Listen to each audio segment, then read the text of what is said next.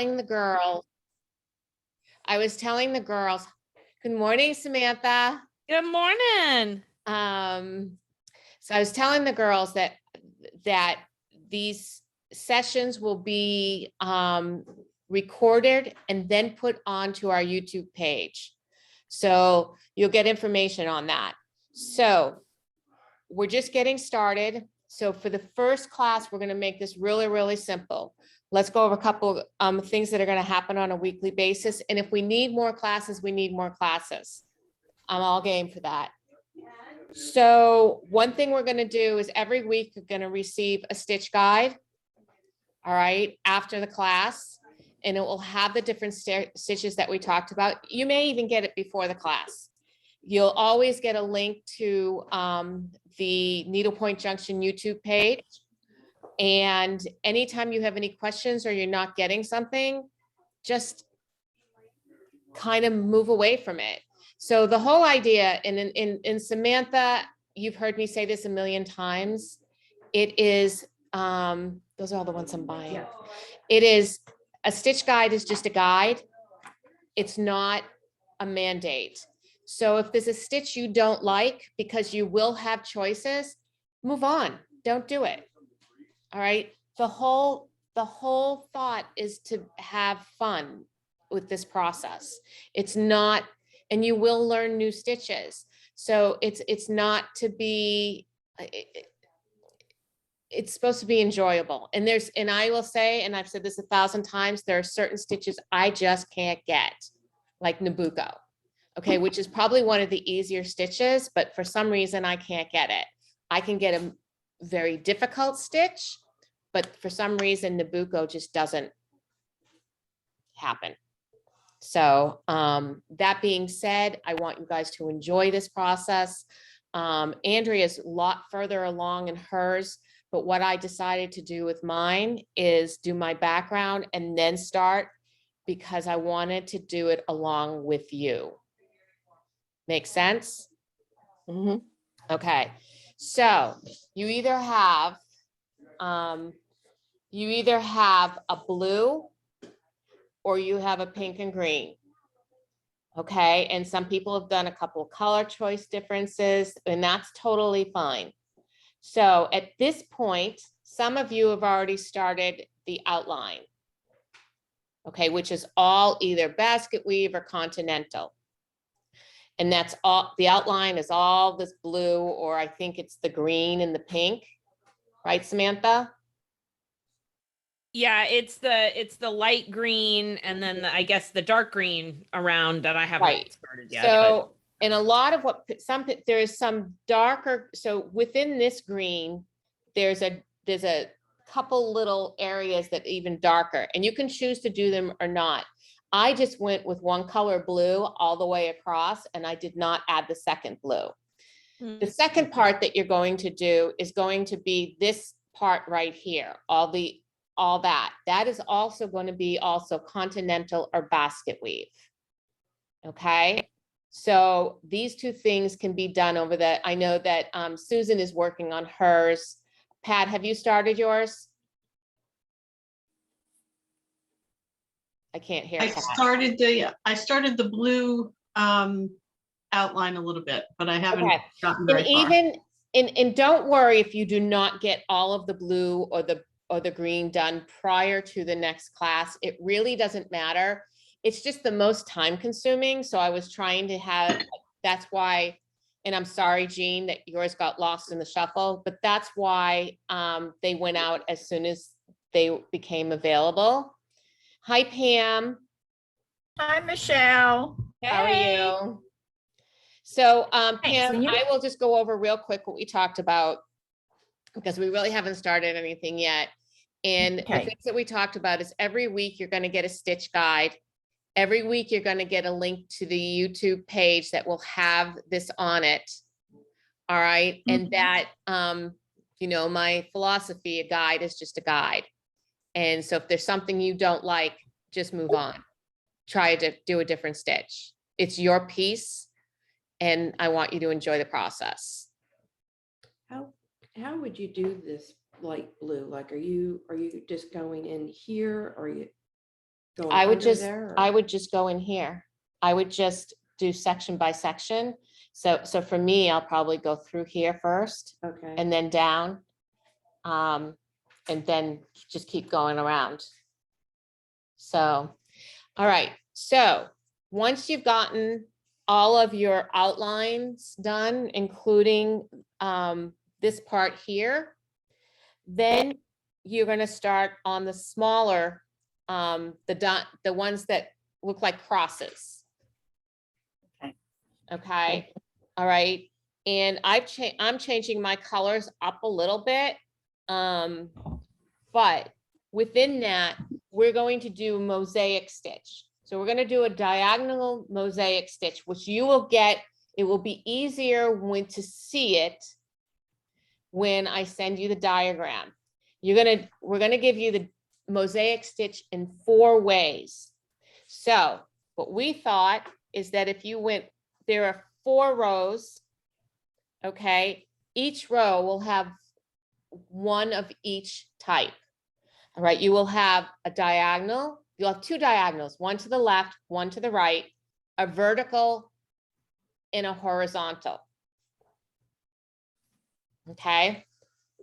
And I will get those out to you today. I've done one of the verticals. I don't know if you can see it there. You can pin me if you want. But I've done one of the verticals and I figured, okay, when I go in and I do the other ones, I'll do them all at the same time. I'll just pick my 4 slots on each row. I'll pick my row where they're going to go on each row.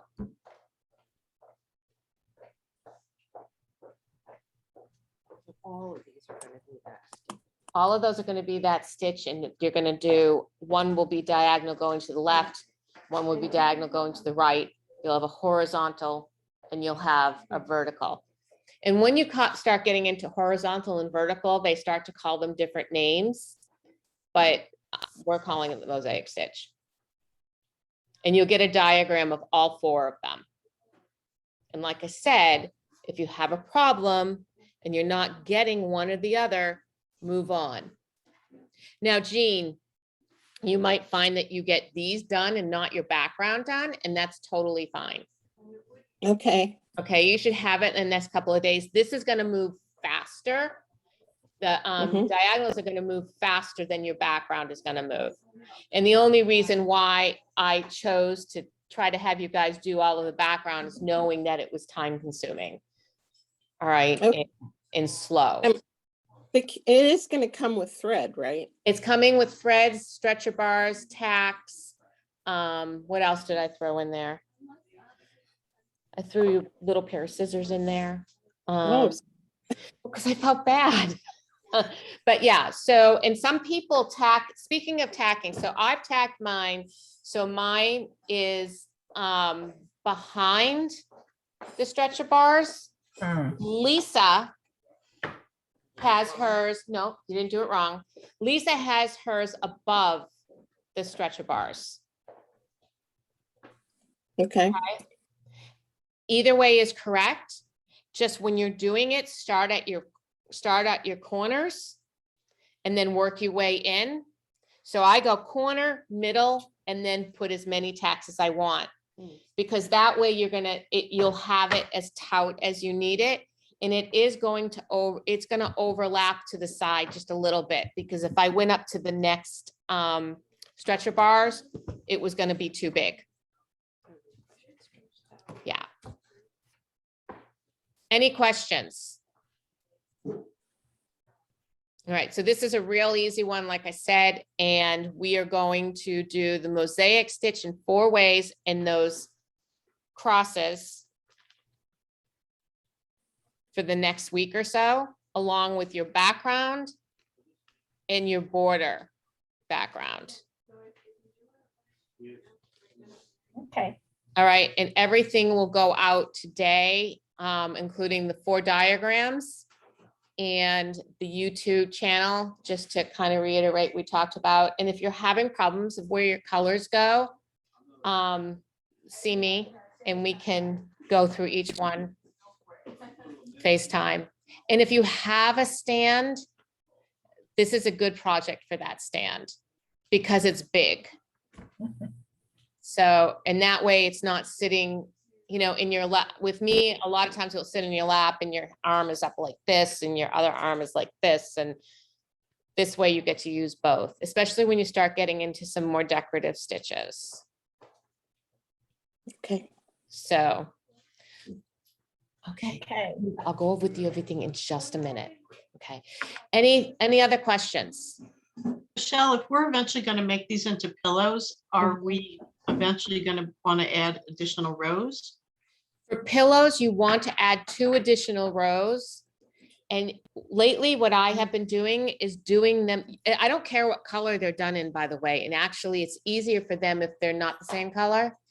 So, and it can be a binding stitch over 2. Okay, just to, you know, kind of a whip stitch type of thing. Mhm. And honestly, if you don't do it in the same color, what I would do is just choose as you're going along, maybe you're working in a different color and you just do a little bit each time. It can be in multiple colors, I don't care. Okay.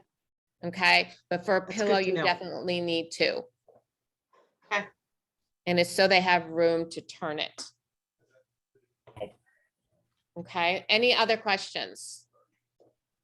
Are you going to talk at all about why we would use certain stitches in certain places? We can As do we that. go- We can do that a little bit now. So this one is more of a sampler. Okay. So when I'm working on something like this, it's giving me enough space to play with stitches. All right. So this one has no real rhyme or reason why we're using one over another, because it is a sampler. However, when you get into other projects, let's say you're doing a landscape and you're going to frame it, right? And you want you want certain things of that landscape to come forward and you want certain things to recede. Your stitch and your thread make all of the difference. All right, sometimes we let just the threads talk. Other times we let the stitch with the thread talk. So this one is just to play, to teach you new stitches. And during the process, I can tell you where those stitches might work for certain things. And also too, when you're doing, for me, when I'm doing, a lot of times when I'm making something into a pillow, which I didn't think about in the very beginning. So I did a pillow when I first started, and I just used any thread I wanted to use. And I used kind of the wrong thread because it doesn't stand up as well. So, and you figure a pillow is something that's constantly being touched.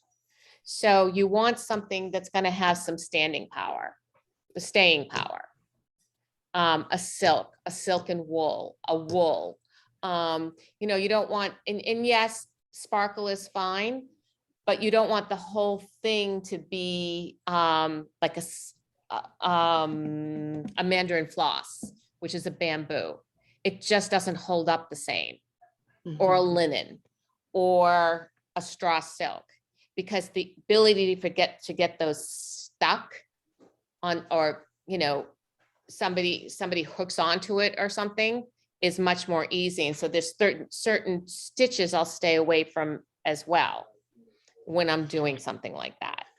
So on this, we're thinking of it as a sampler, but we do have some thoughts, like when we're thinking about one reason why we chose the mosaic